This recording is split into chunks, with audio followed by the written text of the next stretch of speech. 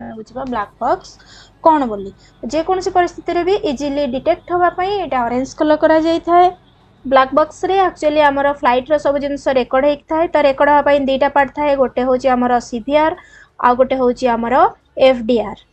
CVR हूँ cockpit voice recorder and FDR हूँ आमर फ्लाइट डाटा रिकॉर्डर। सीवीआर रे पायलट आउ एयर ट्रैफिक कंट्रोल रेकर्ड होता बेले एफडीआर रे फ्लाइट केते अल्टीट्यूड रे उड़ुची केते स्पीड रे जाउची आउ इंजन विषय रे सब किछि रेकर्ड होता है। प्लेन क्रैश हेले मध्य एटा 1100 डिग्री सेल्सियस जाके सही पारे। ओशन ने मध्य एटा हमर 20,000 फीट जाके वाटर रे रही परिबो सेफ। ब्लैक बॉक्स हमर बहुत ड्यूरेबल आउ हिट रेजिस्टेंस सब्सटेंस को नहीं तैयारी होता है। तीनटा लेयर हमको देखा मिले आउटर ता भीतर आ गोटे तो तीनटा अंक हमर आउटर टा टाइटानियम होइतिला बेले सेकंड टा हमर एल्युमिनियम रे तैयारी होता है कोथरे तैयारी होता है सेरामिक।